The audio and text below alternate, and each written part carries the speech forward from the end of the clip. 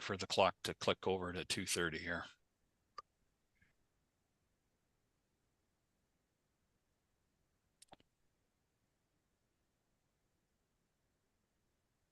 I see 2:30. Rob, I don't see Rob, but whoever is making the magic happen behind the scenes, are we recording? Are we good to go? I'll just need about 10 more seconds here Sure. and we should be all right. That's good. Thank you. Nice red shirt, Rob. Thank you very much, Mr. Eccles. Can hardly even see the the poppy. poppy on it.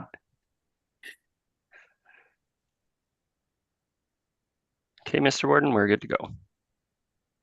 Excellent. Thank you, Rob. I'll call the meeting to order today of our special budget discussion.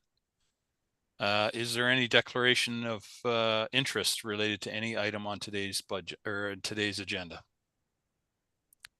Not hearing any. Madam Clerk, would you take the roll call, please? Certainly. Councillor Mackey.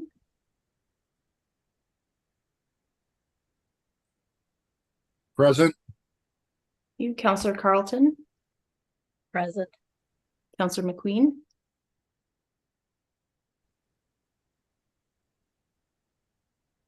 Okay, Councillor Patterson. Present. Councillor Keaveney. Present. Councillor Body.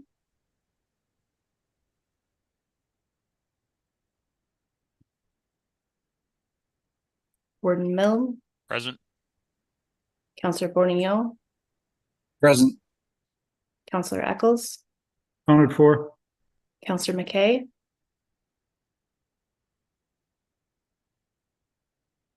Councillor Dobreen. Present. Councillor Gregg. Present. Councillor Dickert. Present. Councillor Nielsen. Present. Councillor Matrosovs. Present. Councillor Kentner. Present. Councillor Pringle sends his regrets. Councillor Hutchinson. Present. Confirm we have all members in attendance with the exception of McQueen and Body. However, I will just do a check of the list and make sure.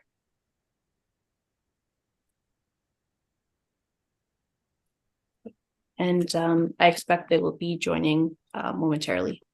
Okay, thank you, Tara. Councillor Mackey, I see you have your hand up. Thanks, Mr. Warden. Just received a phone call from Councillor McKay, and he is having difficulty with logging on. So I'm just wondering if Sarah could maybe give him a call and provide some assistance to him. We can certainly reach out. The link that he's got, he's telling me that it says has expired. So other than that, I can't help you. We can certainly reach out to try to connect him. Thank you. Thank you. Thanks, Scott. Okay, before we begin, I'd like to acknowledge with respect the history, spirituality, and culture of the Anishinaabe, Six Nations of the Grand River, the Haudenosaunee, the Wendat, Wyandot, Wyandotte peoples on whose traditional territories we gather and whose ancestors signed treaties with our ancestors. We recognize also the Métis and Inuit whose ancestors shared this land and these waters. May we all, as treaty people, live with respect on this land and live in peace and friendship with all its diverse peoples. So in regards, just before we begin, in regards to the confusion around the meeting materials, does anyone wish Tara to go through what happened and why? Or does everybody understand? Everybody has the materials, I presume, now. Does anyone not have the materials? Okay, good. Well, I think we're good then, Tara. So we'll move on then to the reason why we're here is the pre-budget workshop for 2024. Kim or Mary Lou, who's taking us through that? Thanks, Mr. Warden. And yes, Mary Lou will now move into the presentation for everyone. Thank you. Excellent. Thank you, Kim. Mary Lou, do you want questions as they arise, or would you prefer everyone to keep their questions until we come to a natural break in the agenda? I'm open to whatever works best for people. Okay, I would Alright. suggest that, going through the slides as far as like the immediate reductions and level 1, 2, 3, that kind of makes sense that we could stay to those. Okay. But if somebody has a question when I refer to what's on the second document, which was the spreadsheet, I'm more than happy to stop and we can discuss at any point. very good. Okay, Okay, so. Here we go. All right. You should be able to now see my screen. yep, I can. Okay. So I'll start with the PowerPoint presentation. So last week on Monday, we were sitting at just shy of a $10 million increase before growth.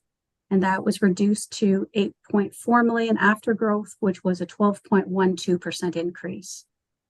There's been some slight adjustments with growth since we last met. As of October 31st, the growth was, after growth became $8,411,436, which is a reduction of $20,842. And just as a note of caution, of course, the final return roll from MPAC will not be received until the middle of December. So that number can slightly change between now and then. And a 1% increase totals approximately $695,600.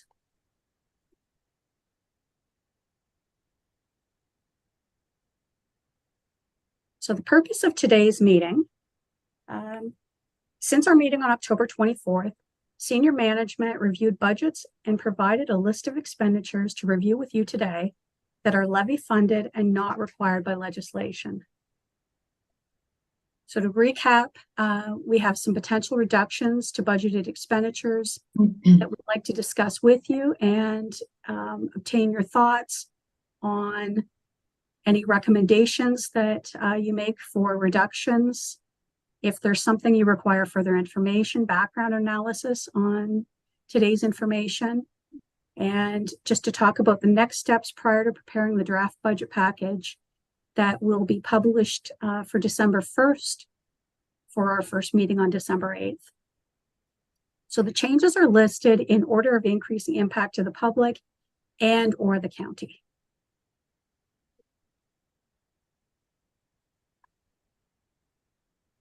And so I'll speak to the slide and then I'm going to toggle to the spreadsheet. So staff have identified reductions of $836,400. And this is accomplished through the use of one-time funding. And these are for items that are truly one-time in nature. Reducing transfer to reserve, where we've looked at the reserves and the operational requirements. And this can be done without impacting that department's operations. And any positions that staff had recommended as part of the budget development that would be new or additional hours, and that's removing those positions. Now I'm just going to flip to this one. I'll start up here. So to fund the corporate cost of leap year from one-time funding, I mentioned this last week, it's about $195,000. There is a communications ask for website engagement platform and a $15,000 that we would fund from one-time funding. And that's a tool to help build and interact with the public on Gray.ca to get their feedback on opinions on projects, services, and decisions. There's an overlap for 2 leaves in finance that we could fund from one time. That's $19,500. And fund year-end assistance in HR from one-time funding of $14,300. So the total of those 4 items would be a net reduction of $243,800. There's some line item adjustments that have been made. HR can reduce their furniture budget by $2,500. Transfer to reserve for future capital projects, a reduction of $20,000. We've looked at the IT reserve transfer. We could reduce it by 25,000. There was a transfer to reserve budgeted for Sydenham that we can reduce by 100,000. And reducing the Grey Roots transfer to reserve, and that was intended for future builds, a reduction of 123,000. Additional planning fee revenue, so that increases our revenue by 50,000. And there's TVs and hardware for paramedic services bases for communication purposes of $5,300. We would fund that from reserve, and those total line item reductions are $325,800.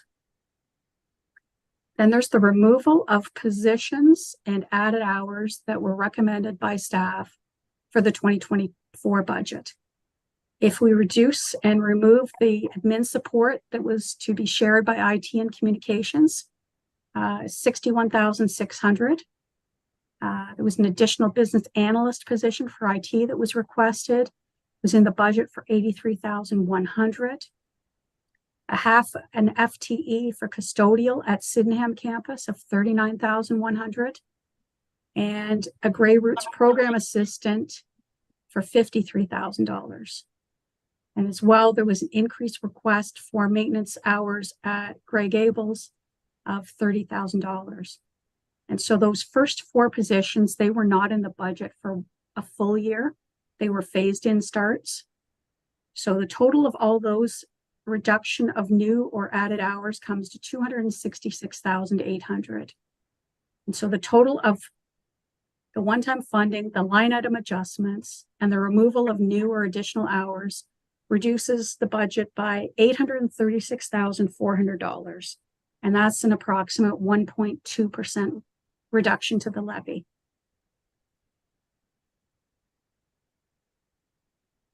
And I'll pause there to ask if there's any questions or comments. So I can't see everybody. So if somebody has a question, please speak up. Oh, now I see everybody. Councillor Nielsen. Thank you very much, Warden. Wondering if you can help me understand the premise for the transfer to reserve for Sydenham campus. Was there a goal or a vision that was in place that the money was being built up to do some future expansion of it? Or was the transfer to the reserve on Sydenham campus just more of a safety net cushion for the building?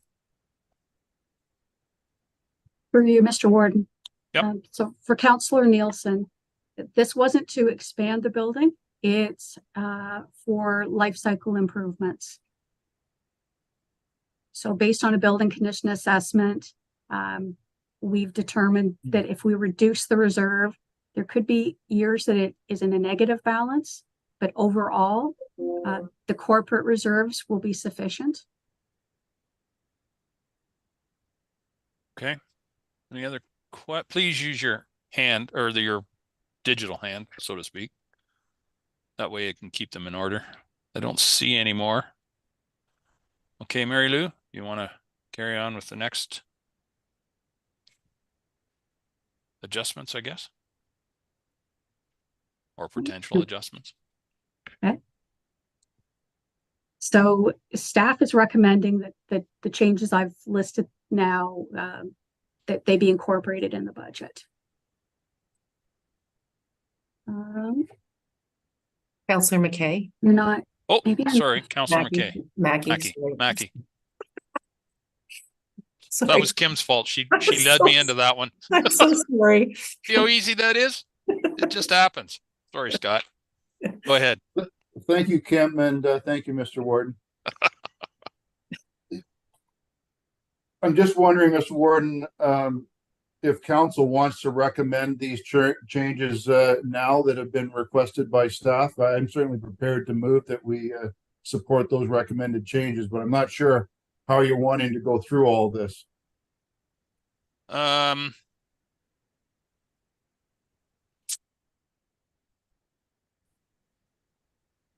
Is there?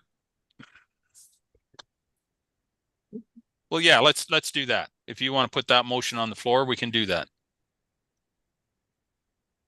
So, Madam Clerk, the motion would read something to the effect that the I guess the one-time that's, funding reductions. Is that how you would phrase that, Councillor Mackey?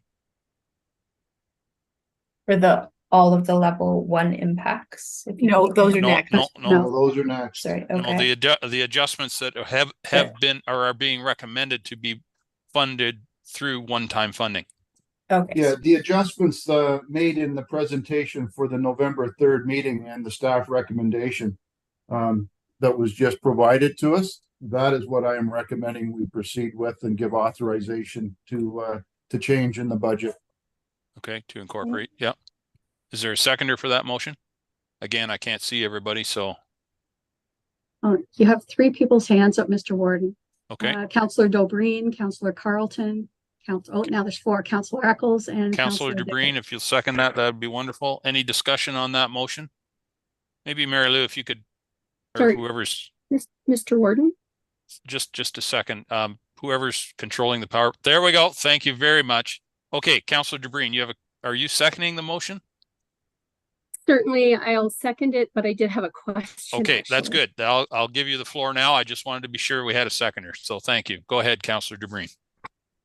Thank you, Mr. Warden, and good afternoon. I did want to just clarify, the recommendation is to use the one-time funding, but Mary Lou also included the removal of new 2024 positions.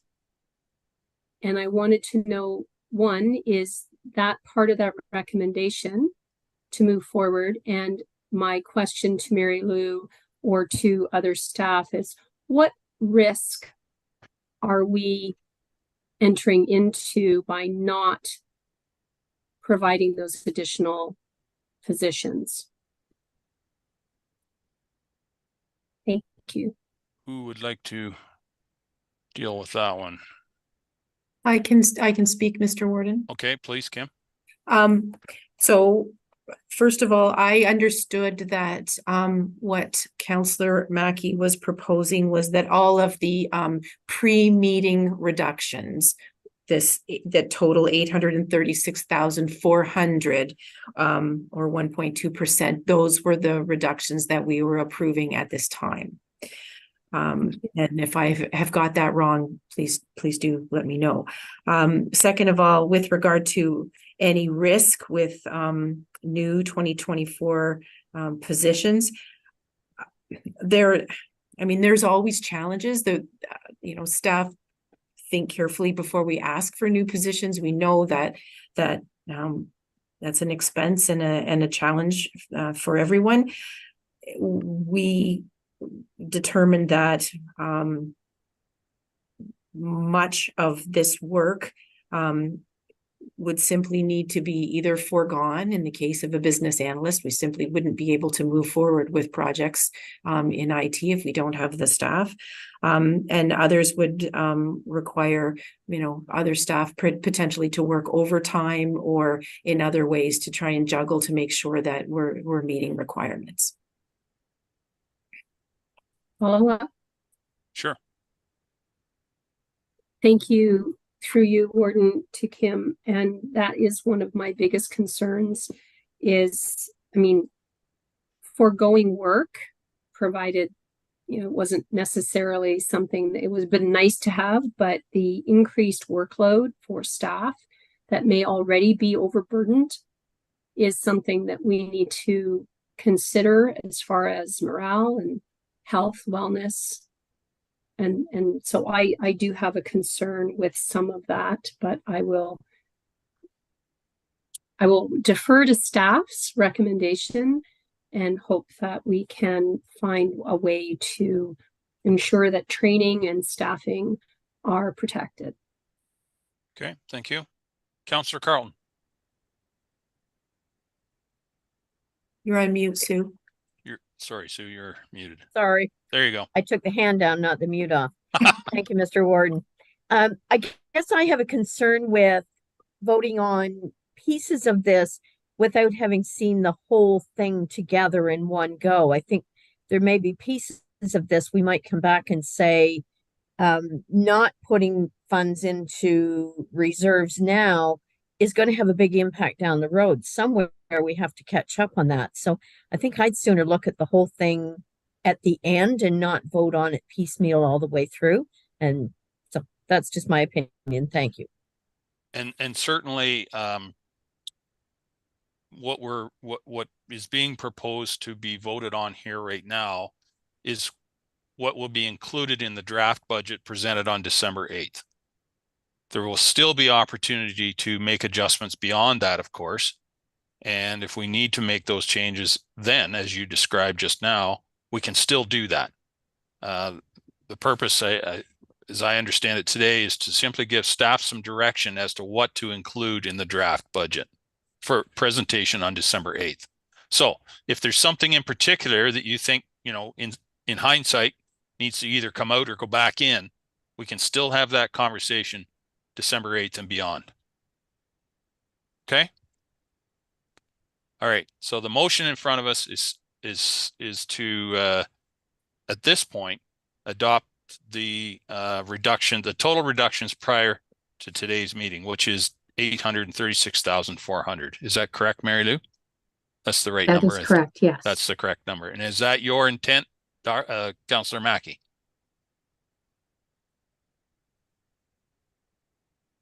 Yes, that's my intent, Mr. Ward. Okay, very good. All right. Councillor Hutchison, I see your hand up. Go ahead. Thank you, Mr. Warden. It's more of a, so I'm very clear on this. So if these are removed, as we're discussing right now at the motion, yep, how are they going to be brought forward, or how will we have the opportunity to review them on December the 8th? Because they won't be brought forward, they'll be eliminated. That's my understanding. So they will be voting on now, and I just want clarity for correct. They will be eliminated. They will be eliminated as far as the draft budget is concerned, which is presented or will be presented on December 8th. But at that point, if further changes are needed, if you want to put something back in or take more out, you still will have that opportunity on December 8th and beyond. I think, I forget the date of the next meetings, but on December 8th is when the full draft budget, as staff anticipated, will be presented. Okay, just to follow up, Mr. Warden. Go ahead. Thank you, sir. Okay, but so we're actually going to have to bring this sheet on the side ourselves because it will not be in front of us. That's, I think, is what my concern is. If they're not in front of us and we wanted to identify one, like Councillor Carlton has said, it won't be in front of us, and we're going to have to actually bring it back. And I think that's where Sue was going with it. And I just so I'm clear on it as well. Thank you. Well, I don't want to suggest that this is going to be a simple process because it's going to be intense. I see Kim's hand up. Perhaps Mary Lou and I were going to say the same thing, but certainly what we can do when we get into those budget deliberation days is ensure that all of the previous reductions, we have those listed and available, and an opportunity to revisit those as they pertain to individual departments or the budget as a whole, so that we can have one last check. Is that what you're going to say, Mary Lou, or am I misspeaking there? That's exactly what I was going to say. Okay, good. Does that satisfy your concern, Councillor Hutchison? Yeah, I see the thumbs up. Good. All right. So, any further discussion on what has been proposed here right now? Is anyone opposed to that motion? Not seeing any opposition, I'll declare that carried. So carry on, Mary Lou, please.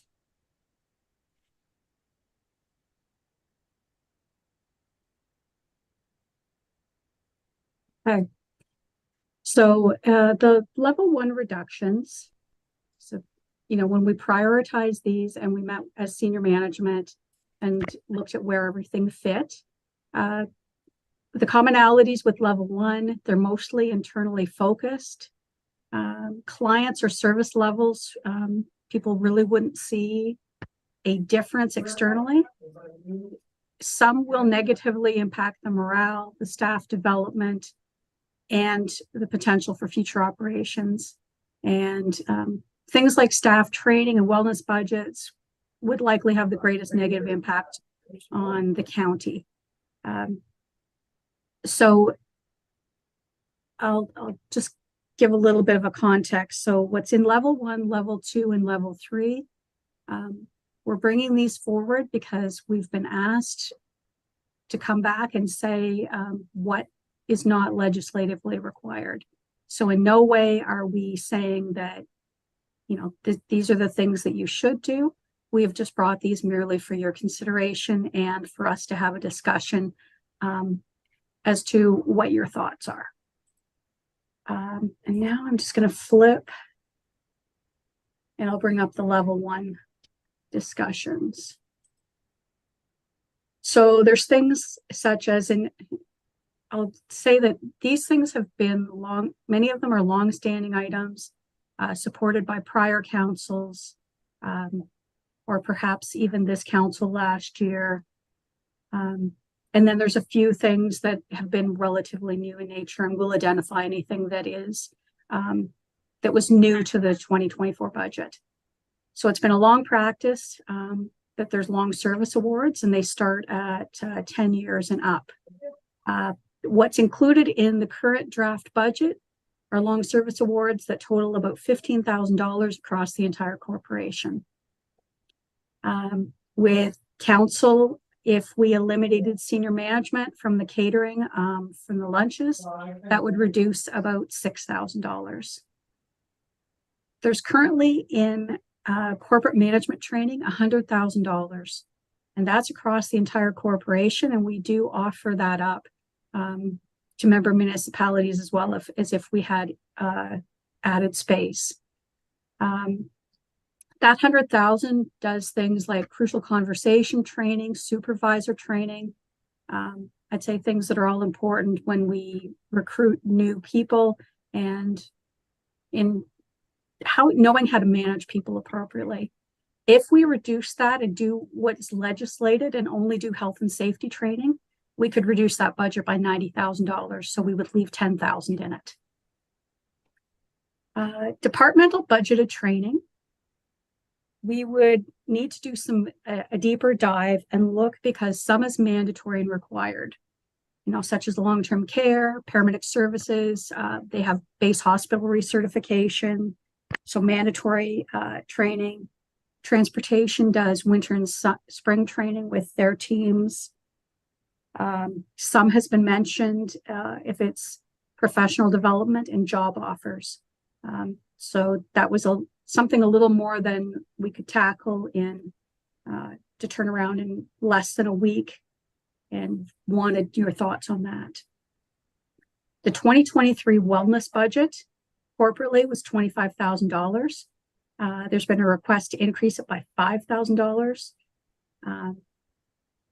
We could hold it at the $25,000. We could reduce it completely by $30,000. There's the staff recognition event that was held at Grey Roots. It was a $21,000 budget in 2023, an ask of $30,000 in 2024. So again, it could be flatlined or it could be eliminated completely. Mileage, if we reduced training and conferences, that would provide a similar reduction in mileage. We also have included, it's a change in how we would calculate our mileage. Currently, it's based on a number of calculations, and we update it quarterly. We would move to the CRA rate, which I know some of our local municipalities also use, and that rate would come out in January. And for 2023, it's approximately 62 cents a kilometer. The one thing we're finding is the people that drive every day when mileage rates have been high are negatively impacted by our rates, which were 50 cents roughly. We can look at reducing conferences for staff, whether that's reducing, eliminating, or only looking at virtual options. One of the other things we looked at is said we could explore cell phones where we would no longer purchase hardware, and we could move people as their hardware expired to a bring your own device program. That would be something we would need a policy on, and to work with IT to determine the impact of it. It wouldn't eliminate corporate cell phones completely. There are some that we would be required to have, And I'll use the example of, say, the duty supervisors for paramedic services, community paramedics, some in long-term care, et cetera. So the ones that had a price beside them, if the full reduction was made, that's a reduction of $171,000. I move on a bit further. If we look at the council budget, there's a number of items. If you eliminated the warden's banquet, if we reduced conferences to one per person, that would also reduce the travel and meals. If we looked at the removal of the Warden's Forum and inaugural, and if we reduced our number of memberships and we gave the value of FCM, in total, that's $65,000. For climate change, there's a transfer to reserve budgeted for future work. That would remove $12,000. Finance, at some point in the near future, we're going to need to do a software refresh for our financial software. It's been in use since 2001 with, regular upgrades. And at some point, it's no longer going to be used. And we will require something more advanced. So currently, there's no money in reserve for this purchase. Healthcare initiatives. It's the policy says 0.75%, which is $509,500. With the commitment made to Bright Shores, we need at least $200,000. That commitment was started in 2023. We paid that out of the reserve. There's roughly $209,000 left in that reserve. And then for council's consideration, this is something we haven't spoke about, is the growing need our partners have for food, and whether that's OSHARE, Salvation Army. Some of it would support the SOS program.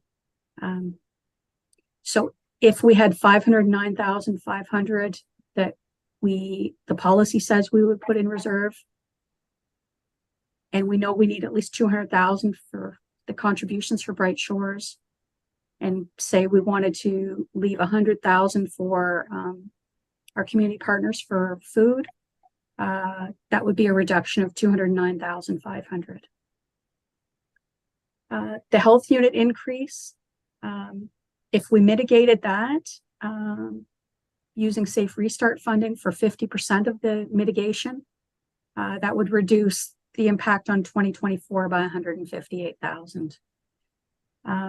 So the total corporate services reduction potentially could be $635,500. Planning community development. 2023 was the first year of our partnership with Gray Sauble, trying to reduce buckthorn from the county forests. As part of the levy reduction strategy for 2023, we funded that $70,000 from one-time funding. We could either do that again, or we could eliminate this from the budget. The Forestry Stewardship Council, if we discontinue participation, that would be $7,800. So for planning community development, that would be a reduction of $77,800. Housing. We have the new 14th Street supportive housing build. It was in the budget that we would need to borrow $1,475,000. And that was based on 20 years at 5%. We could pay that fully from the one-time funding reserve, and that would eliminate a mortgage, debenture, and principal payment of $112,700. And then paramedic services, if they replace the tablets that are in the computers and the docking stations with iPads, that reduces the transfer to reserve of $11,000. Transportation was looking to increase their equipment reserve contribution. If they were planning to add a bucket truck, they would need to add the increase to the transfer to reserve by $52,900. Without that, they'll continue using tree service. They were looking at an additional skid steer. If they don't purchase that, it would be a reduction of 23,200 in a transfer to reserve. And if they remove the EV reserve increase of 15,400, that will be a reduction to transportation services of 91,500. So the total level one adjustments that we've identified are just under $1.1 million. And I'll stop screen sharing.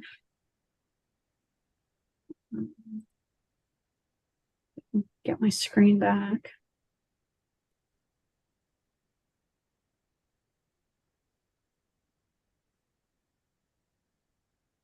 There we go. Thank you, Mary Lou. Questions regarding level 1 adjustments, potential adjustments. Councillor Nielsen. Thank you, Warden. Just a comment first and then an actual question. Okay. When we look at the first portion of the level 1 adjustments, the general corporate costs, a lot of those have to do with staff improvements, succession planning, training of staff, education, improvements on staff. I want us to make sure that we understand that when we look at staff, we know that it is not just the dollar amount that attracts staff to an organization. It is staff atmosphere, how staff are treated internally, having training, having the long service awards, having money put aside so that staff are taken care of, helps us to recruit staff, keep staff, and promote staff from within rather than constantly having a headhunting. And I want to make sure that council keeps that in mind as we just have this discussion, because it's important. We see staff challenges across the board, not just the municipal sector, but across all sectors. And for Grey County to continue to hire and find and retain qualified staff, this is how we do it. It is this section here that we're potentially considering today that has a great impact on that. An actual question that I have for Mary Lou stems from two different things. There's a few different comments here on using the Safe Restart funding. One question is, how much of this funding is left? And two, what is the deadline on using the Safe Restart funding? My understanding that is like the COVID restart funding. So is there a deadline to when that funds need to be used by, and where do we sit after some of these reductions? Thank you, Dane. Mary Lou. Thank you. Through you, Mr. Warden. Safe Restart, we haven't reported on it now. It'll be, I think, 2 years. I think the ministry just said, here's the money. We're done asking what you're doing with it. And to answer your question, right now, the way the budget is developed, we would be sitting at over $300,000 left at the end of 2024 if there's no other asks. And what we've asked our team is to just go through everything and say if there's anything else we can use that money for and just get that wrapped up. Okay. One Councillor last- DeBryn. Oh, sorry. Go ahead, Dane. One last follow-up. Is this the same question on the one-time funding? There's a few different mentions of that in here. I'm just wondering how much is left in there? What is the reduction once we calculate all the comments here today? For you, Mr. Warden, based on what is estimated at this point, at the end of 2024, we would be sitting with $4.5 million. And Okay. that's within our target balance. Okay. And thank that's you. after paying off the 14th Street housing building. Very good. Thank you, Mary Lou. Councillor DeBryn, your hand was up. Was your My- question answered? No, my apologies, Mr. Warden. I'm not sure what's wrong with my screen, but I'll have to change the color of my hand, I think. I wondered if CAO Wingrove wanted to, her hand came up while Mary Lou was speaking, and I'd happily listen to what Kim might have to say, might answer my question. Okay, Kim? Thank you. I just wanted, Mary Lou, would you remind council how money comes to be in the one-time funding reserve? I think maybe that's something we just need a refresher on. Thanks. Perfect. So some of it is through corporate surplus. So anything in the corporate services reserve that's surplus. So if our investment income is above target, and that's how we get money in that one-time funding or a tax stabilization reserve. And also for the budget purposes, anything above, I'd have to look up the amount. I don't have it off the top of my head. Anything over above certain amount goes to the one-time funding reserve. And we do that for a reason. So right now, interest rates are high so that it would send more money to the reserve that we have available to use. If interest rates plummet, you don't want to be putting too much against your levy, because then you end up with a budget impact in the current year, and then you have a budget impact in the future year. I hope that helps to further explain, Kim. Yes, thank you. So, Councillor DeBreen, your hand is up now. Do you have a question or no? Yes, Mr. Warden. Okay, go ahead. So there was a number of things that came to mind through you. With regard to the wellness budget and staff recognition, it says the 2023 budget of $25,000 and $21,000 respectively was to increase $5,000 and $9,000, but now you're taking them entirely out of the budget. And I'm just wondering, what if it just remained status quo? We'd only be reducing it by $14,000, correct? Mary Lou? That's my one question. Through you, Mr. Warden. Because they are not required by legislation, we listed the full amounts. I see. Moving on, if I may, Yep. Mr. Warden, with regard to council conferences, it indicates a reduction of 12,000 if we reduced from 2 conferences each to 1 conference each. I know what Southgate's conference budget just came in at, and not everyone was going or taking advantage of all of our conference policy. And it certainly, if we were to have reduced it by half, it would be significantly more. And we only have 7 people on, or 5 people who are on, don't have the ability to go to county conferences. I'm just wondering how the $12,000 was arrived at when there are so many counselors around the horseshoe. And then I suppose my biggest concern is reducing, as Councillor Nielsen spoke so well about, the attraction and retention of employees is far more than just wages. It is a full package of feeling of belonging, of feeling valued, and that value extends to wanting to see them succeed in their profession or develop within their profession. I had this problem last year, and I would look to ways of retaining the training, the recognition for employees, if at all possible. So I know that was a fair amount, Mr. Warden. If there's any questions, I'd be happy to clarify. Okay. Mary Lou, do you have any response to that, or you're good for now? I see Tara has her hand up. I wonder if perhaps she was going to speak to the. Tara, did you want to respond council. to that particular question? Sure, I can speak to the conference Okay. line, and that it's kind of an estimate based on what the average registration would be for a conference. So the conference line only, the money allocated to that line is registration fees. So there would certainly be extra expenses with accommodation, meals, and travel that would come from a different line. So we just roughly took $12,000, thinking the average registration fee would be about $1,000 across 18 counselors attending 1 conference per year. Sure, go ahead. Thank you, Mr. Warden, and thank you, Tara. That actually clarified a fair amount.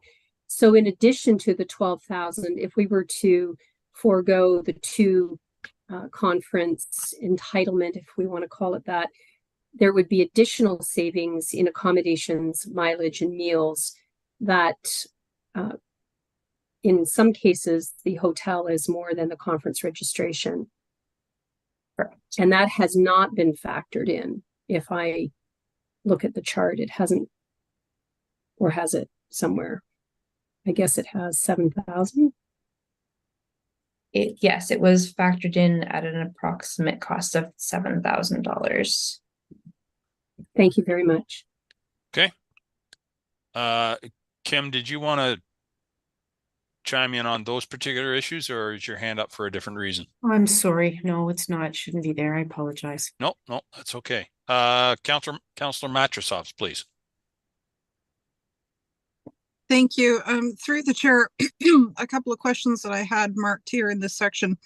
I would like to, if there could be some clarification then with the staff recognition line and the long service awards. So obviously the long service awards are for a specific purpose, but in terms of the employee experience, when they start here, currently there is recognition along the way, and then there is this above and beyond. If I could please have some clarification about what goes into those two different buckets, and then I will have a follow-up question. Okay. Jen Moreau. Sorry. Jen Moreau. Jen, go ahead. Jen, go ahead. Through you, Mr. Warden, to Councillor Yep. Matrosovs. The long service gifts are literally gifts that they pick from a catalog, and they're based on year increments. So a 10-year increment, a 15-year increment, and the value goes up in the years of service. So our longest serving staff member was 45 years that we recognized this year. For the staff recognition, that's an annual staff event where we essentially throw a party at Grey Roots. We provide lunch to all staff that are able to attend. For those that are on shift that day, we provide lunch at either the bases, the depots, or the long-term care home. The service awards are given out that day, and we have entertainment. It's just a celebration of careers and activities that we've done in the previous year. The warden attends and can speak to that event.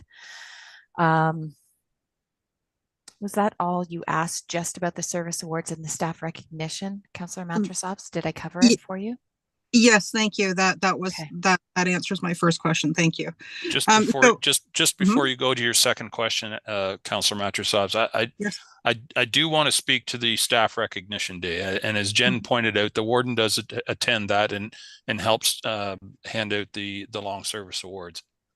I don't want to put too much of a point on it, but that event is extremely well received by the staff. It was a wonderful, I'd never been to it before, but it was a wonderful event. The staff mix and mingle. They probably see people there that they would never have seen before. In some instances, certainly I saw staff there and chatted with staff that I'd never had an opportunity to meet before. And it was, as Councillor DeBreen pointed out, it is probably worth, I don't know what it is worth in terms of dollars and cents to the staff, because it's probably worth way more than what is on that sheet of paper. So I mean, I can't speak too much to that event, but it is very valuable. So anyway, with that, Councillor Matrosovs, your second question. Okay, well, thank you. I appreciate that clarification, because for those of us that are not allowed to attend that, it's illuminating to hear what goes behind that and its value. It's both its numeric value as well as its qualitative value. Thank you.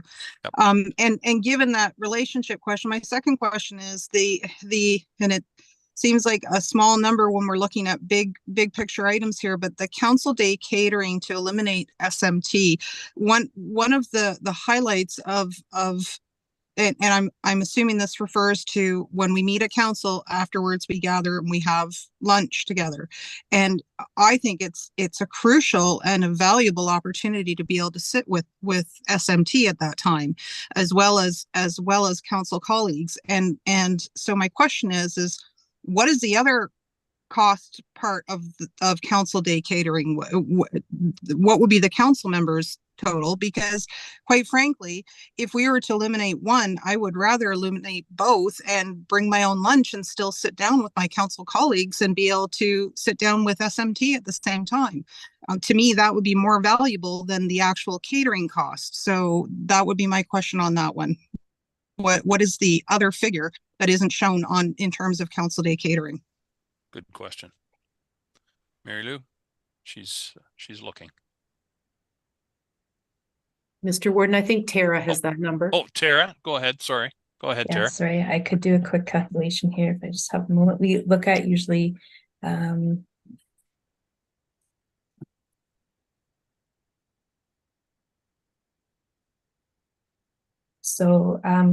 estimate of council catering in a year would be between $9,000 and $10,000. Okay, thank you. And I will look forward, I'll leave it, Warden Milne, because I don't want to ask too many questions, but I would look forward to seeing a breakdown on the memberships consideration. There's one example of the Federation of Canadian Municipalities, but I know that that's the only mechanism in which a municipality can actually reach the federal government. They will only speak to the Federation, and that is how we can, rather than having to go through the provinces. So that's a key one. So I'd like to know what the other memberships are, and I would like to hear what other upper tiers do. Are we an anomaly? Are we standing out that we belong as a county to the Federation of Canadian Municipalities and other upper tiers don't? I would like to hear that comparison when that kind of information is available. Thank you. Okay, thank you. Mary Lou, or was somebody going to respond to that, or is that okay for now? I can add that Kim? Council, Grey County is a member not only of AMO and FCM, but Western Ontario Wardens Caucus, Great Lakes and St. Lawrence Cities Initiative. I don't think, as far as OGRA or OSAM, I don't know if we have a fee to belong to those, and Mary Lou shaking her head, no, we don't. So there are a number of things. In my estimation, I think most counties are members of those organizations, either Eastern or Western Caucus and the others that I mentioned earlier. So I don't believe that we're an anomaly at all. It's just there are a number of memberships, and you know, if council so chose, you would still have the ability to attend annual conferences. You would be doing so as a non-member likely, and your registration fee would be increased compared to what you're paying now. Right. Okay. Councillor Gregg. Thank you. Through you, Warden. Just a couple comments, perhaps a question or two. I certainly am a big believer in the value of those long service awards. We are as good as the individuals that work with us. So I am a big supporter there. The wellness budget and the staff recognition, I'd actually like to see, but I would like to see those froze at the same denominations as last year, I guess the 25 and 21,000 that was in the budget last year. And a question on the council day catering.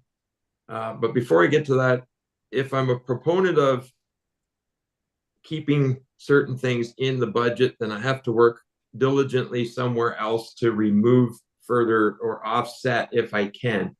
Noting that even working off the last budget document that we had a week ago, from 2020 to 2024, the after growth levy increase was approximately 30% for people. So one line item that I would be comfortable with making only $200,000 is the council commitment to Bright Shores over the next several years.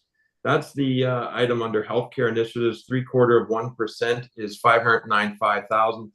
I would be comfortable in moving that to $200,000, and that difference is largely going to offset maintaining the long service awards, the corporate management training, the wellness budget, and staff recognition budgets at the status quo of 23. My two questions are the corporate management training, the reduction of 90,000. My question is, what was the spend or what was the budget for 2023 again? And the council day catering, what would be the impact if council considered 1 or 2 virtual council meetings through the year in terms of offsetting that. The savings, I would presume there's mileage charges that go back through the corporation for many of the members to go to each council meeting.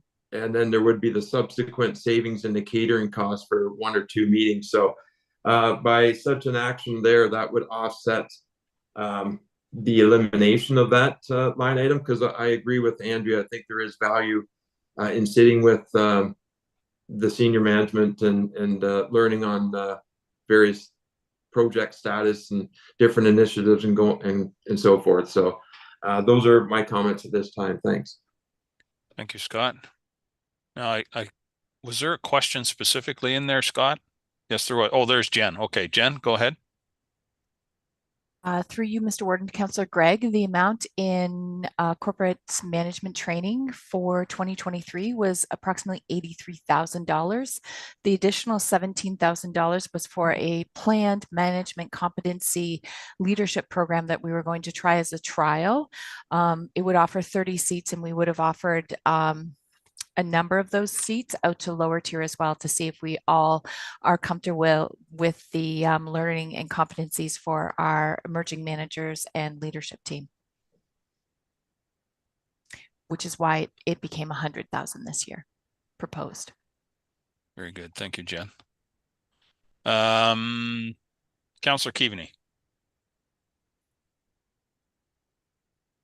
Thank you, Mr. Warden. Good afternoon, everyone. A lot of my points have been covered in the last 2 or 3 speakers, but just a couple of things.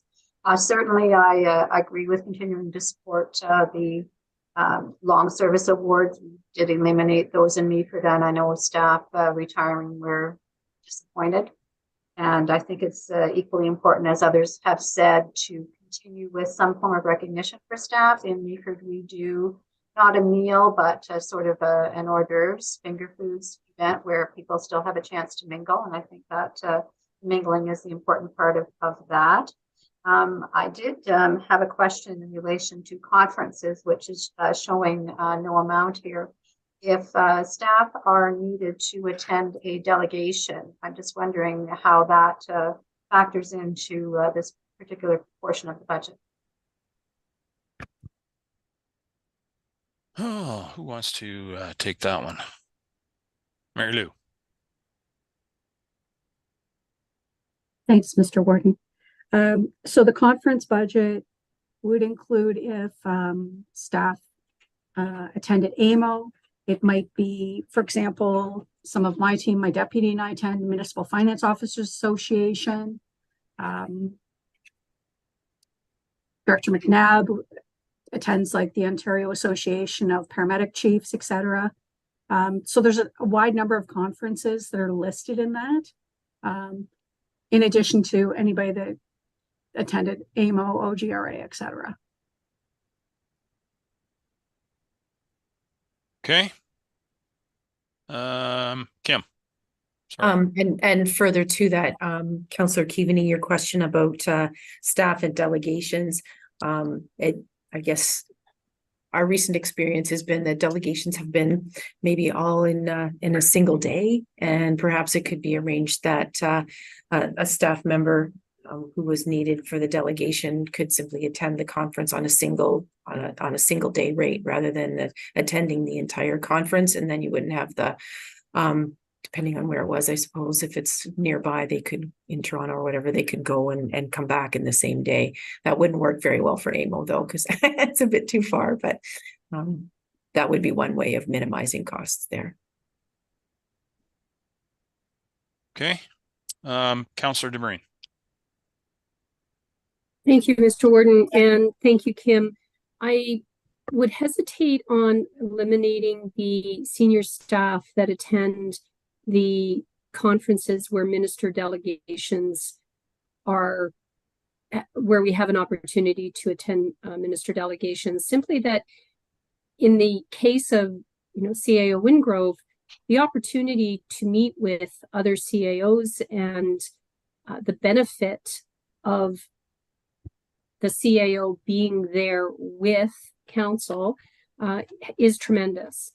I appreciate Mary Lou's explanation that the conferences that hasn't got an amount is more reflective of the department heads attending their individual professional association conferences or and I would hesitate to eliminate that. One thing that I would like to ask is that the lower tiers are looking to finalize their own conferences and their own budgets in relation to that. And I know for a fact that Roma has already been booked.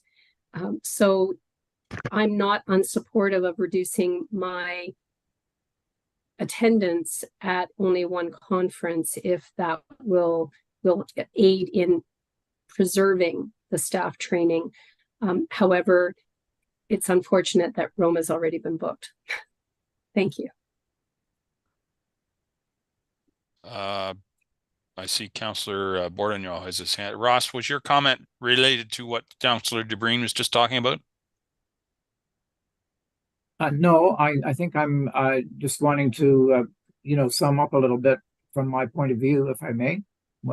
Come back to me if you'd like. All right. I see Councillor Bordignon had his hand up first, so I'll come back to you next, Ross. Thank you. Councillor Bordignon, go ahead. Thank you, Mr. Warden, through you. We need to, I agree with all the other councillors. We're talking about staffing, training, conferences. Those are very important initiatives. Scott, Councillor Gregg's earlier comments in regards to when we were talking about the healthcare initiative, maybe a reduction. I appreciate looking at the $10,000, $15,000 different type of budget lines. They all add up. We have to take into the soft benefits of all those, especially when it comes to staffing and training, things like that. I'd hate to see that eliminated. When we look at the big picture items, and that's where I always get concerned when we commit beyond the means of the reserves or things like that. So I'm all in favor of keeping all the things that we need to do to help with staff, retention, training, recognition, conferences. But let's look at the big picture items where we can retain all those, but by cutting, $200,000, $500,000 items down to $200,000 or $300,000 items. So I just wanted to reiterate Councillor Gregg's comments. I think they're right on track. Thank you. Very good. Thank you. Councillor Kentner. Yes. Can you hear me all right? Yes, we can. Okay. I want to thank staff, and I think we all should, for doing the really heavy lifting so far here. This is a substantive reduction from where we were, and I think we really appreciate it very much. And I think we have to be careful. We can't let it melt away in the area, for example, that affects corporate services, which is us and staff. There's a big chunk of change saved here, and we can't let it melt away because as we move into the levels 1, 2, and 3, it's going to get tougher and tougher to really make any headway. So I just want to say, and I have some comments on a few of them when we get there, but I think there's maybe something to be said for Councillor Gregg's suggestion that maybe even 3 or 4 sessions like this done, online would enable us to, when we are together around the table, break bread and get to know our staff better and to discuss some of our, mutual issues. So those are my thoughts. Thank you. Thank you, Ross. And I don't disagree with you on the meal thing. And the clerk will be not surprised to hear that the warden would be delighted if we could just keep dessert at the very least. But anyway, Councillor Carleton. Thank you, Mr. Warden. I too agree with what Councillor Gregg was saying on everything there. I get the feeling we're looking at pennies is what we're trying to pinch out of this. There are 2 items though that concern me, and that's the climate action or the climate change and the finance transfers to reserve. Those I think are very minimal, and yet moving forward, if we don't have funding in place for future financial software at some point or for climate change as we move forward, it's going to cost us a lot more in the future. And I think we should be continuing to invest in those items. Thank you. Okay, thank you. Okay, I'm conscious of everybody's time. We got a bit ahead of us here yet. So maybe Anne Marie or Mary Lou rather. Geez, Mary something, Mary Lou. Sorry, if we could carry on to the next level, please.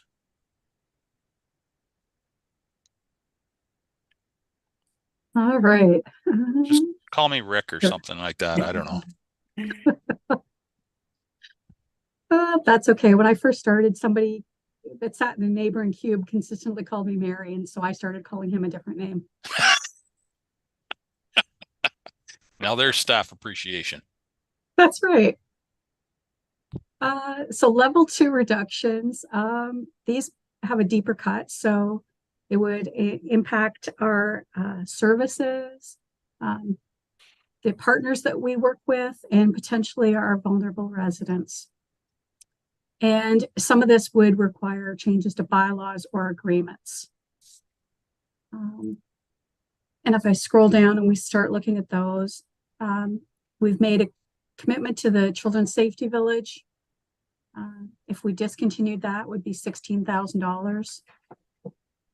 There's 2 climate change projects, so nature-based climate actions and sustainable agriculture, for $15,000 and $23,000 respectively, for a total of $38,000. Under planning, if we remove the snow plowing at county-owned parking lots at Markdale and Kolapur and signed those that they won't be maintained in the winter, it would save about $30,000. I know this is a small amount, but if you discontinued the contribution for the Forest Festival, it's about $5,000. The payments for beaver and coyote grants in total between them $30,000, and the contribution to 4-H is $4,000. In total, that's a $69,000 reduction.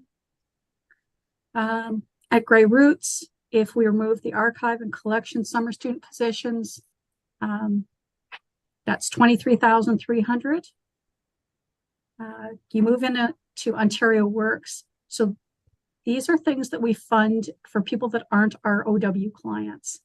So if someone couldn't afford to pay for a funeral, it's $76,200, and seniors dentures $15,000, and that would reduce it by $91,200.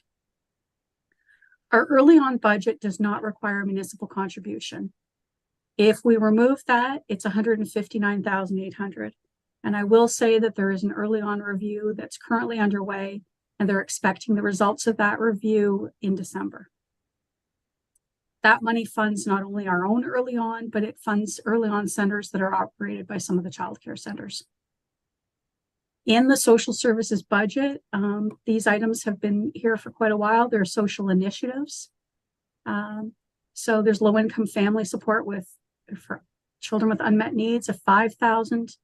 The YMCA recreation program of $98,300 that assists families that can't afford the registration for sports for their children.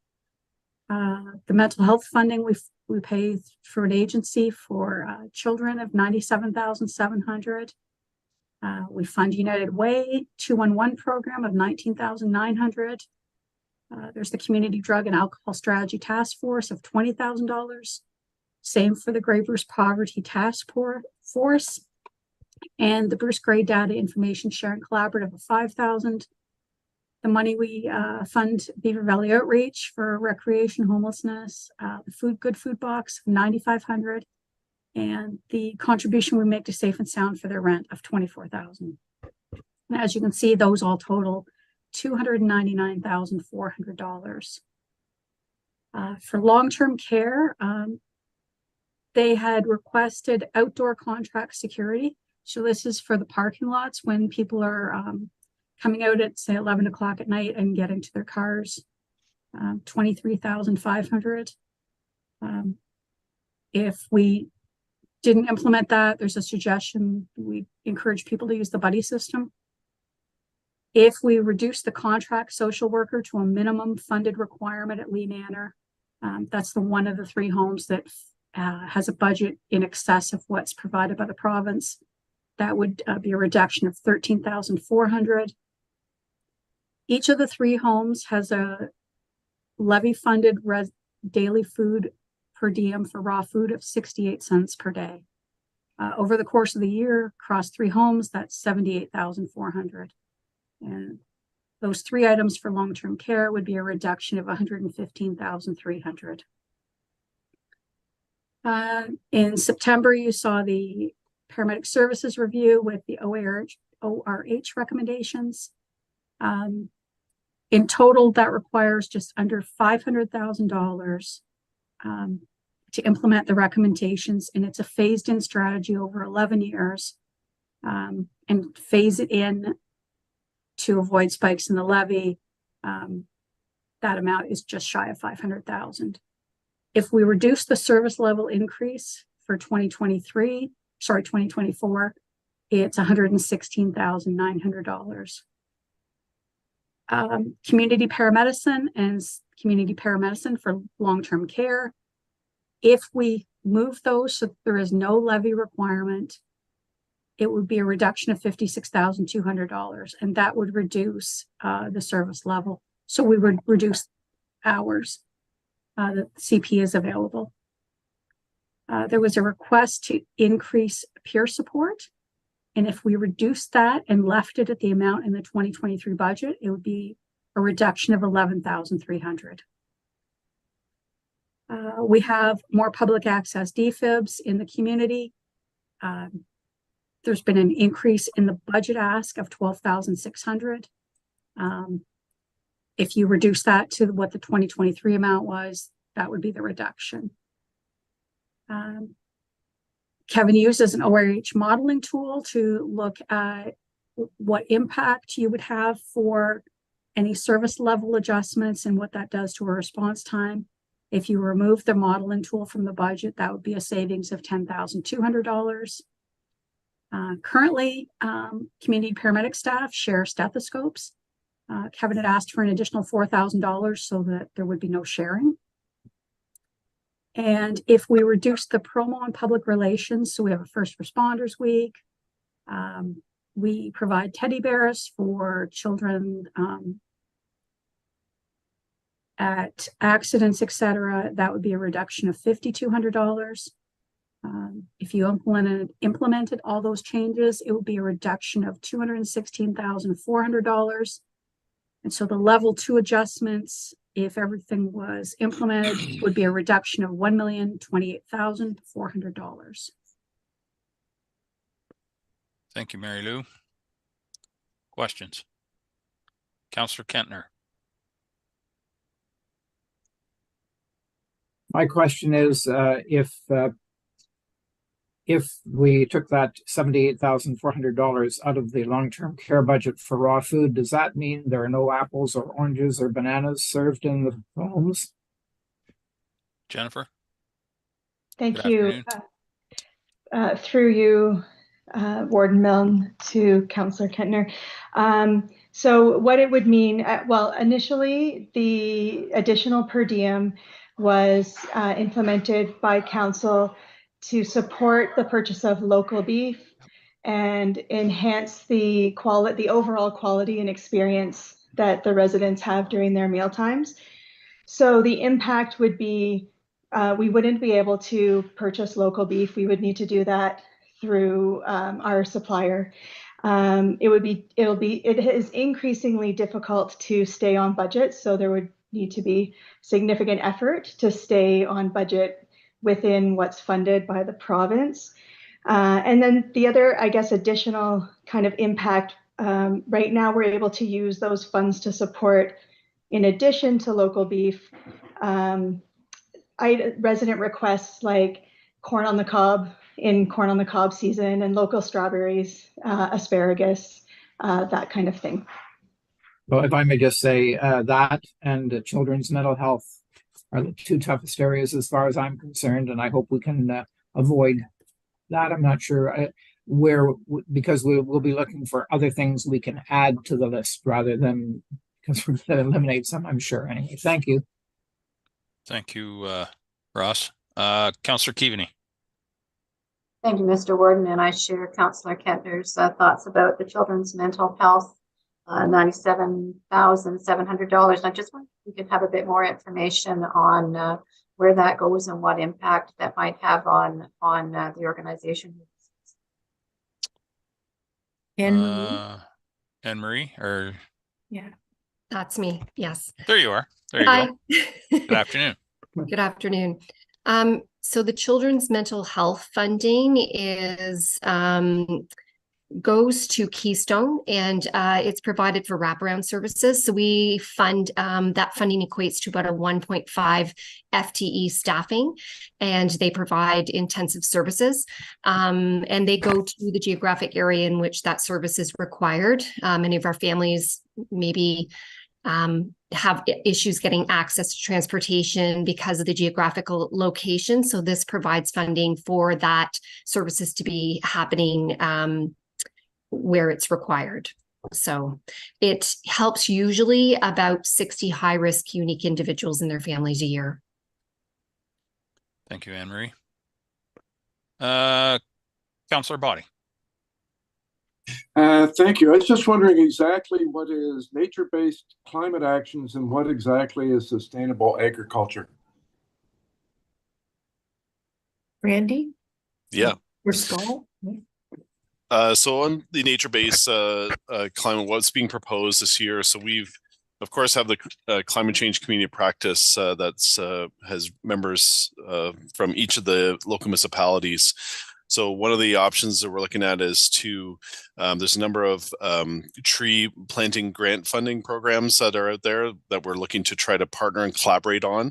So this some of that funding would be used as seed funding to move forward with tree planting projects, whether it be on county lands or municipal lands or in other areas that we could look at potentially partnering and collaborating on. So so that 15,000 would have went towards providing some seed funding in support of grant applications that we're looking at in partnership with local municipalities. The sustainable agriculture, council may recall the experimental acres program that we partnered with Wellington County on. That funding with Wellington County partnership ends this year. So we've been in discussions with Greg Services to look at how we might be able to continue a similar program using their networks of farmers and supports to be able to move forward with projects in support of looking at partnering with farmers to improve sustainable agricultural practices. With that, there's collection of data, collection of best practices that can be shared through Farmers Week and through other farmers. So that 23,000, most of that would have went to Greg Services to help support and continue a similar program in partnership with the existing program that the county partners with Wellington County on. So that's what those two initiatives are. Follow up, isn't sustainable agriculture something that most farmers would be interested in and something the OFA should be doing? Yeah, so there's a number of initiatives that I think trying to provide some best practices, test out different things like cover crops and ensuring that just as an example of what we're seeing in terms of those projects. So yeah, so it'd be looking at how we can continue to provide services, share best practices, share some seed funding as well to support some of those initiatives, so that we can share some of those best practices with farmers through OFA, through Greg Services, and through the Farmers Week, and just promoting and creating more awareness around how we can implement some of these sustainable practices, which ones work, which ones maybe weren't as successful. So that's the whole premise around that initiative, that Experimental Acres initiative. Okay. From my point, I can see keeping the tree planting based climate actions, and I'm less enthusiastic about the sustainable agriculture as we move forward. Thanks. Thanks, Councillor Body. Councillor Mackey. Thanks, Mr. Warden. This is a very difficult process. When I got this information, yesterday, you start going down through it, and we can make really good arguments for everything on this sheet. And some of my colleagues have already made these arguments. What we potentially have approved so far is maybe taking us down from 12% to 10.5%. We got a long way to go, and it's going to be difficult. I don't want to touch anything that has to do with looking after people, but a lot of our dollars are spent looking after people. So, you know, to Councillor Body's point, sustainable agriculture, it's things like that that we gotta cut out. Anyways, I can go on and on, but I do have a couple of questions. One was in regards to Ontario Works and funerals. What happens if we're not funding that 76,000? Who looks after these people that have nothing? That's my first question. And second is the YMCA recreation program. What are we actually getting for that money? Thank you. Good question. Anne Marie? Thank you. For the funerals, there would be nobody. So it would probably fall, quite honestly, to the local municipality then. I added it on the list because it is not a mandated service for the county to provide, but it is something that we have been traditionally provided in the past. So yes, again, a very difficult one. And for the recreational program, it does go towards a subsidy. It is for recreation, sports, art, music, drama, whatever, swimming lessons, camps, any of those memberships. It is given to families based on income. So there is a sliding scale, and about 150 children receive subsidy. And most of them families are in the 40,000 and below income bracket. Thank you, Anne Marie. Okay, I'm not seeing any further questions. Oh, Councillor Mackey. Sorry, Mr. Ward. I have all sorts of questions if no one else does. I'm sure they do. The outdoor contracted security at Lee Manor, have there been issues, safety issues for our staff? And I think Mary Lou mentioned the possible implementation of a buddy system. I'm sure there's lots of staff that are getting off shift at 11 o'clock. Is there a way to avoid actually having security but keeping our staff safe? Thanks. Jennifer, maybe you want to speak Sure. to that, please. Thank you, and through you, Mr. Warden. So there have been issues. We have had the contracted security for some time. It's been in place since early pandemic. Some of the issues have been individuals under the influence of drugs or alcohol approaching residents or staff, checking for unlocked cars. There's been some break-ins into the shed and the cars. And you're right, all of the shifts, particularly in the winter, start and or both in the dark. Having said that, we can work with, and we are working with the health and safety manager in doing a review of safety, violence in the workplace, safety, I'm not using the right words, but you know what I mean, in trying to support staff in feeling safe when they're coming and going from the home. We also can access the local police just as anyone else can in the community. So there are opportunities to try to use alternatives to security. Thank you, Jen. Councillor DeBreen, you have your hand up. Thank you, Mr. Warden. Just to that very last point, I would imagine the police being called for additional security would be added to our bill and probably far exceed any additional security that we might be able to provide. I just wanted to go back to the funeral costs for those who can't afford them, where it may not be mandated as a county expense. Is it mandated at all? Because you mentioned that it might actually go back down. It might become the responsibility of the lower tier municipalities. So we're just passing that back to the municipality. But if it's not mandated at all, I guess it comes down to nobody pays, nobody looks after these people. Thank Anne-Marie? you. Yeah, that would never happen. I mean, there would have to be somebody that would pay. If you look at some of the legislation around it, and Michael would probably have a lot better idea about this than I would. But typically, if there is absolutely no one, if it's gone through, then it does end up at the municipality.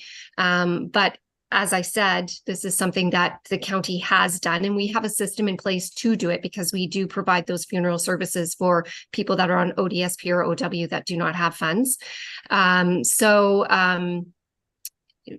probably is what would happen. And I really don't have any other answer for that because we have a system in place now. But like I said, it's not mandated, so that's why it's on the list. Thank you. Kim? There is a CPP death benefit that is $2,500, I think, if someone has paid in for at least a third of their working life. But the funeral home, I think unless there was family to claim it, the funeral home would have to do that, and it takes many weeks to process, etc. So I'm not sure that they would be interested in taking on that responsibility either. This would be a real, just a real change, and we'd have to work with the funeral directors, etc., to really delve into this further, I think. Would you agree, Anne-Marie? I would, and it actually doesn't cover the entire cost either. Yeah. Councillor Gregg. Oh, sorry, Councillor DeBreen, are you good? You're good. Okay, Councillor Gregg. Thanks, Warden. Just a couple quick points. I would be in favor of Scott Mackey, I think his comments were spot on. This is going to be a very difficult process, and it has to be. The $16,000 for Children's Safety Village contribution, it's showing there, but the one reason I made a motion a year ago and it was carried by council, that motion was to remove it from consideration for this whole term of council. So I just think of that when looking back as to the intentions of what council did, I don't think it should be appearing. And when we post this document, I would find what would be helpful would be to post where it says reduce. It would be interesting or informative to have our current budget year allocations for those line items, just to give us as councillors a little bit more context when we review this document. So just making that note, passing that along to staff if they're able to incorporate or capture that when they repost. Thanks. Thank you, Scott. Councillor DeBreen. I too, since Councillor Gregg has mentioned the safety village, my understanding of that resolution was that rather than them coming back year after year asking for a contribution, that we voted to provide them with a contribution for the balance of the term, not eliminate any contribution. Could that be clarified? Thank you. Sure could be clarified, but it won't be me that does it. I think if we give clerks a moment, right, okay, they'll be able to find that resolution, perhaps. All right. Yes. All right. Any other questions related to this level? Again, being conscious of the time, we need to keep this rolling. All right, maybe I'll ask. We'll come back to that, but I'll ask Mary Lou to proceed into the next section, please.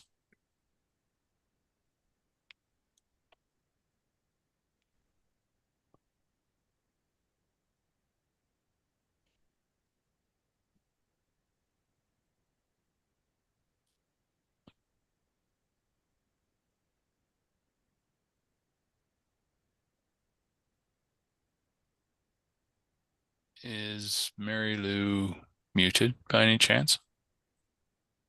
Yes, I was. There we go. All right. I was just talking to myself. Level 3 is where it becomes more difficult.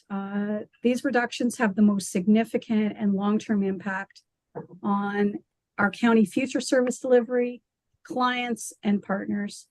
And so we would recommend that there be further analysis completed before we would proceed with any of these changes. And if I flip down to those, you know, you can see we've put under level 3, if we remove the funding for gray ag of 69,100, planning would no longer participate in OLT hearings when a development application is appealed. I would save about 20,000.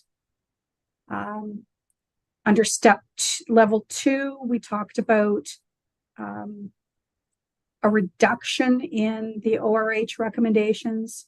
This would eliminate all the recommendations. The affordable housing contribution, you'd remove that completely for a savings of 622,700.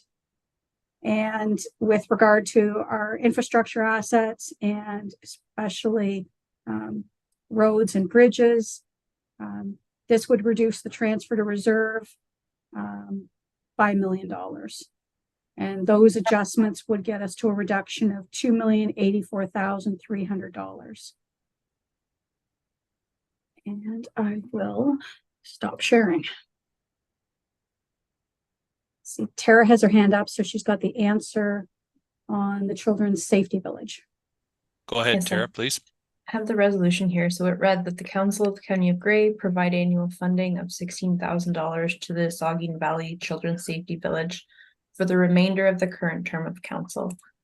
But I would defer to Mary Lou to confirm that that still does need to be passed in the budget each year. I would say it does, although I look at it similar to the commitment we made to Bright Shores. Once you've made a commitment and you've passed it, the organization is operating on the premise that they're going to receive the funds. But I'm sure 4-H assumes that we're making a contribution every year. The Children's Water Festival assumes we're making a contribution, etc. No different than Safe and Sound with their rent or any number of the external partners that are impacted in level 2 and then say level 3 with gray ag. Yeah, I would suggest that motions of that nature certainly give council and the external groups some level of certainty, but no one has a crystal ball to know what the conditions are going to be further down the road. So if changes need to be made, ultimately this council can make those changes, I would suggest. Correct. Anyway, Councillor Keaveney. Thank you very much, Mr. Warden. 2 questions, if I may. I'm wondering about, it was mentioned planning not attending OLT hearings, and I'm just wondering if I could have a bit of clarification on what impacts that might bring to any decisions. And I'm also curious about the affordable housing contribution. I mean, we've been doing that. That was a recommendation of the Affordable Housing Advisory Task Force from the last term, and what impact those funds have made to date, and what is felt about from Anne Marie if the removal, what changes that would make to her planning going forward. Very good. Scott, I saw him here. There he is. Scott, do you want to speak to that first one, the OLT? Yeah, through you, Mr. Warden. Thank you for your question, Councillor Keaveney. So the county already has a policy on when we get involved in OLT hearings and when we don't. So simply put, if you have a municipal application, so a municipal consent application, and a neighbor appeals it, then the county's not at that table. But similarly, if we have a county application, so a plan of subdivision application or a county official plan amendment application, there are certain circumstances under our current policy where the county would be at the table unless otherwise directed by council. So for example, if a non-decision is appealed, then we're at that table. And there's certain other circumstances on development applications where we were. Staff have put this in here because it's not legislatively required. But from a planning staff perspective, and I certainly won't speak for Michael and legal services, but we do think there's risks in choosing to step away from these. Those could be risks to county-owned infrastructure, like our county roads, or they could be risks to our county policy in that regard. So it's something that if council saw merit in, we could look into further and provide further information. But we simply put it up at this time as it is technically a possibility, though maybe not highly advisable, if you will. Okay, thank you, Scott. And the other question was regarding Anne Marie. Yes, thank you. For the Affordable Housing Fund, to date, those funds have gone towards 14th Street and the development or the renovation of 14th Street. We did commit some funds to Lutheran Social Services, who are looking at a build in Owen Sound for seniors. We also are looking at committing some of those funds towards our short-term shelter solutions, looking at some more operating cost-effective ways in which to provide shelter services. It would also impact any future development of Rose Lane, which was in our affordable housing plan, property in Durham, or any other small renovations that we had within our affordable housing plan. Thank you, Anne Marie. Councillor DeBreen. Thank you, Warden. And I have a concern about the affordable housing reduction. Province isn't coming to the table, it doesn't seem, to help with affordable housing, even though they, put it in our lap many years ago without any increase. We also made a commitment to the health and wellness facility that is currently underway. And not to belabor a point, Mr. Warden, the safety village, the way I read that was that we already paid the 16,000 so that they didn't have to come back to us year over year. I may have misunderstood that resolution entirely. And so I don't know how we can pull that back if we've already committed the funds in 2023, or perhaps that was for 2024. Mary Lou, do you want to speak to that particular item? Sure. Thank you, Mr. Warden. So for the Children's Safety Village, that's an annual contribution. So it was, the council made the commitment that they would provide that amount a year for the remainder of their term. So Annually. that just that's correct. Yes, annually. Okay. Follow-up? Go ahead. Can you clarify, Mary Lou, what it was prior to that? Was it 16,000 per year prior to that, and they had to come and ask every year? Prior to that, I'd have to look it up. I believe it was Councillor Desai that made the recommendation to increase it and provide an inflation component, because it had been less than that for a number of years. And then there was I know a that it period during came COVID to where there us. wasn't anything. My apologies. Sorry. I know that it was Councillor Gregg that suggested that instead of them coming hat in hand every year, that we commit to an amount for the balance of the term. And my apologies, I just can't recall what the original amount was. I wasn't on council in 2022. Well, let's let Mary Lou look into that further and get Thank some you. clarification. Councillor Deckert. Thank you, Warden Milne. Just for some clarification, in level 3, it says eliminate all enhancements or H recommendations for 372,000, and in level 2, I believe it says 111,000. Is that 372 in addition to the 111, or is that a combined total? Mary Lou. So the combined total is just shy of the $500,000. So level 1 would reduce the 2024 impact. And if you went to the level 3, we would eliminate the ORH recommendations completely for the enhanced service enhancement. Kevin, do you want to speak to that, please? Yeah, when we looked at these response times, when the WERJ did the review, was to maintain the response times to increasing call volume over the next 10 years and what we'd already faced. And the decision was made to maintain or in slightly improve response times. when we're looking at ways of reducing budget impact, there was an initial recommendation to meet the response times in 2022 of adding 252 hours of staffing, which is 3 12-hour vehicles. And then over the next 10 years, it was a total of 8 different 12-hour cars plus some operational support. And just doing some work, and also with the modeling tool, the revised plan would see us moving the upstaff Meaford car to 2027 and keeping the crew for that period of time. It would involve removing the Durham upstaff car, and it would also remove the Holstein base. It would remove a supervisor. It would remove in Craigleith in 2033, it would be removing 5 of 7 days, and we'd just do weekend upstaffing. And then with these reductions, we'd be able to reduce 4 vehicles out of the plan.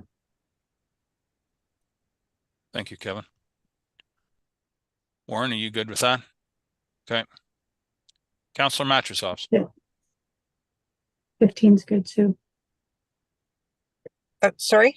Okay. No, go ahead. Thank you. Through you, the chair. I just want to circle back to it's already been highlighted by my colleagues about the affordable housing contribution. I worry that removing commitment at that level, it is hard enough for us to, on the municipal level, to be able to try to solve the attainable housing missing middle. So to have to change the arrangements that we have going to focus on the affordable housing is quite worrying, because what we do have is working right now. We mentioned the Lutheran housing project, for example. If they can't make a go of it without our contribution, why would we take something that is working out of the mix? We have so much that isn't working that we're still trying to solve on either end of the spectrum, that if we figured out one way that we can work collaboratively to get something done, that's one thing we should keep committed to. I worry about if we don't, then there are fewer affordable housing units, and then what is the implication towards the people who need it, and the kinds of needs they're going to need for us if they find themselves without homes. So on both sides of that affordable housing, the full spectrum, if we take something out of the picture that we have actually been able to solve together with other organizations, I'm deeply worried about that. Thank you. I agree with you. Any other questions on this particular level? Because we do have an in-camera session to discuss some other possibilities. Councillor Gregg. Thanks. I would just quickly say to the affordable housing contribution, this is something that we will talk further on.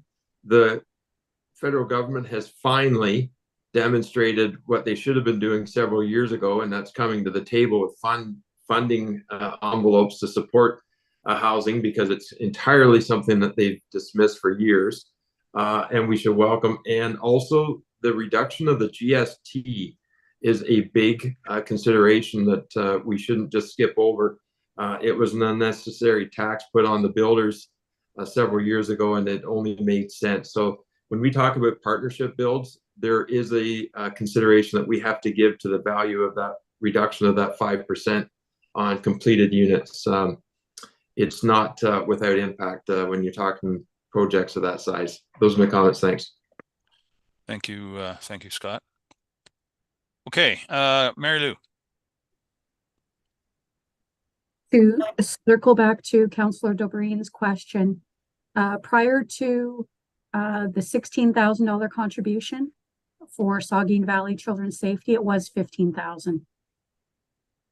Very good. And ironically, I think we may have, Councillor Dobreen may have left the building. I don't see her on this. Here. Oh, there you are. Oh, there you are. Okay, sorry. No, thank you very much, Mary Lou. Thank you, Mr. Warden. Good. Very good. Thank you.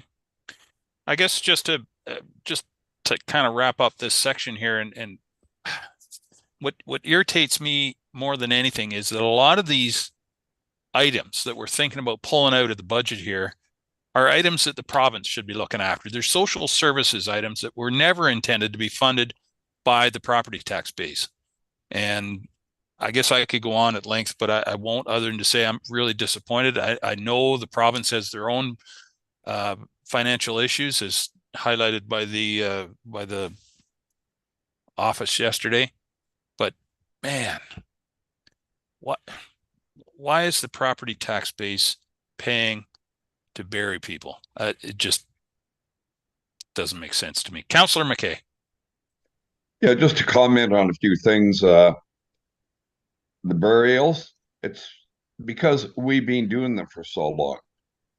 The homelessness, trying to get housing for them, we've been doing it for a long time. The government is not stupid.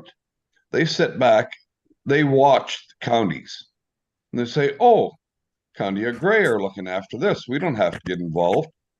It'd be interesting to talk to other counties and see what their thoughts are on it's time the province takes back some of these things that they forced down our throat a number of years ago that we've kept going on. It's like the safety village. You know, you should never promise what you're doing a year or two down the road, because you never know what's happening. Here we are talking about 16,000 a year for the next 3 years of the term of council to fund this. Like, we have to think about now what we're doing instead of saying, okay, we'll get money for the future, which we don't have. We finally found that out. So just my comment, kind of irks me. Like Warden Millen says, a lot of the things we do really belong to the province, not us. Thank you. Thanks, Terry. Okay, so Councillor Kentner, I'll give you the last word on this section anyway. Yes, I just, I'm sure other councillors have received notice of a provincial public meeting at the Bayshore Community Centre so that we can offer our input as citizens on the provincial budget construction. I think we should be there in force to make it very clear that they need to take back some of the things that are swamping the municipal level of government. Thank you, Ross. And absolutely, the county will be participating in that exercise. Okay, we do have a closed session. So if someone could give me a motion to move into closed session. Councillor DeBreen, seconded by Councillor Eccles. And I thought I had the motion here in front of me, Madam Clerk, but I don't see it now for some reason. It's okay. I can confirm that the motion is that Committee of the Whole proceed in closed session to deal with personal matters and labor relations or employee negotiations. Thank you. Any discussion on that motion? Anyone opposed to that motion? Thank you. Okay, I'm not sure, Madam Clerk, how we is any